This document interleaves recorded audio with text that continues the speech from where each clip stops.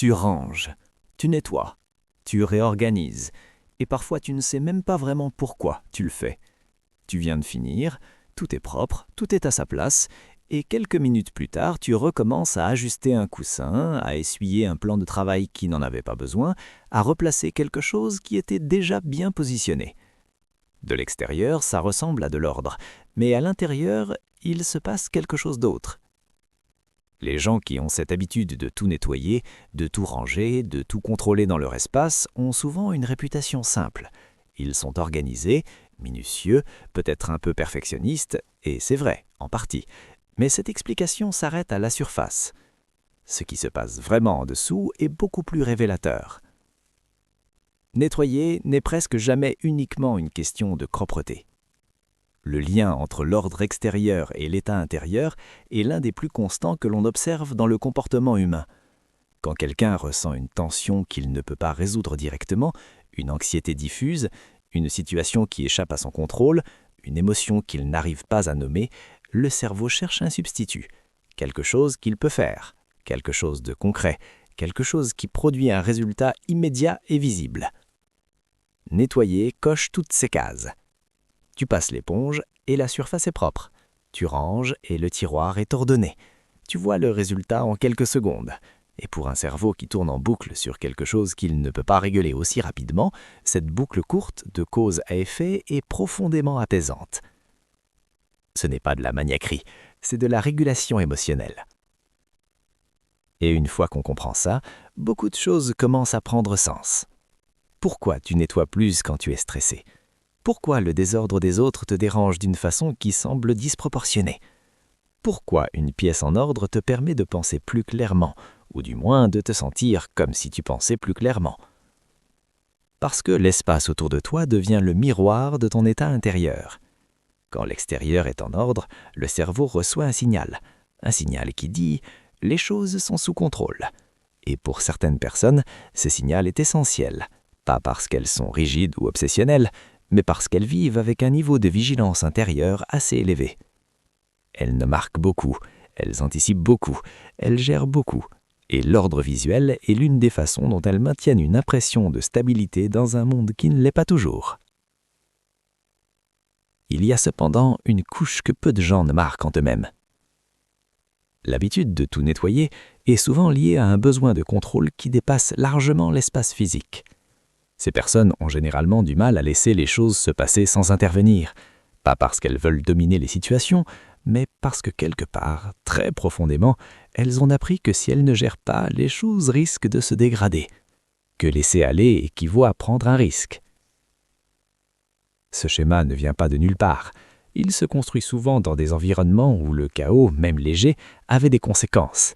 Des environnements où prendre les devants, anticiper, maintenir l'ordre était une façon de se protéger, de garder une impression de maîtrise quand beaucoup d'autres choses ne l'étaient pas. L'enfant qui rangeait sa chambre pour éviter un conflit, l'adolescent qui gardait tout parfait pour ne pas attirer l'attention sur ce qui n'allait pas, l'adulte qui nettoie quand une conversation difficile approche. Le geste est devenu automatique, mais l'intention originelle est toujours là, quelque part. Et voilà où ça devient vraiment intéressant. Ces personnes qui semblent si organisées, si maîtrisées, si efficaces sur la surface, portent souvent une tension intérieure que des autres ne voient pas. Elles donnent l'impression d'avoir tout sous contrôle, et d'une certaine façon elles l'ont, mais ce contrôle leur coûte quelque chose. Il demande une énergie constante, une vigilance qui ne s'éteint pas vraiment même quand la situation ne l'exige pas. Et le désordre pour elles n'est pas juste inconfortable, il est presque menaçant. Pas de façon consciente, pas de façon dramatique, mais il déclenche quelque chose. Une légère montée d'anxiété, une impulsion de corriger immédiatement, comme si laisser traîner quelque chose, c'était laisser glisser quelque chose d'autre que le cerveau ne sait pas encore nommer. Il y a aussi une dimension sociale que peu de gens ne marquent sur eux-mêmes. Les personnes qui nettoient et rangent beaucoup ont souvent un rapport particulier au regard des autres. L'espace en ordre est aussi une façon de contrôler ce que les autres voient. Un intérieur propre, organisé, sans trace visible de désordre, c'est une façade choisie. Ce n'est pas de la vanité, c'est une protection. Montrer un espace parfait, c'est décider de ce qui est visible et de ce qui ne l'est pas. Et parfois, cette même logique s'applique à leur vie émotionnelle. Elle montre ce qui est en ordre, elle cache ce qui ne l'est pas. Elle présente une façade propre, gérée, maîtrisée, parce que laisser voir le désordre intérieur leur semble aussi dérangeant que laisser voir un appartement en pagaille. Ce n'est pas la fausseté, c'est une façon de se protéger qui s'est transformée en Steve Levy. Et maintenant la question qui change tout. Est-ce que nettoyer aide vraiment ou est-ce que ça donne juste l'impression d'aider? La réponse est les deux, et c'est justement là que réside le piège subtil de cette habitude.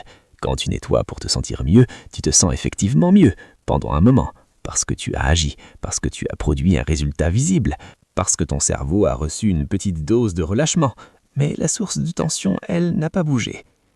Et donc, le besoin revient, et le réflexe aussi. Et petit à petit, sans que tu t'en rendes compte, nettoyer devient moins une habitude d'hygiène et plus un mécanisme de gestion. Une façon de faire quelque chose quand tu ne sais pas quoi faire.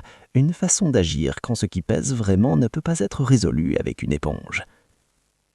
Ce n'est pas un défaut, c'est un mécanisme très humain.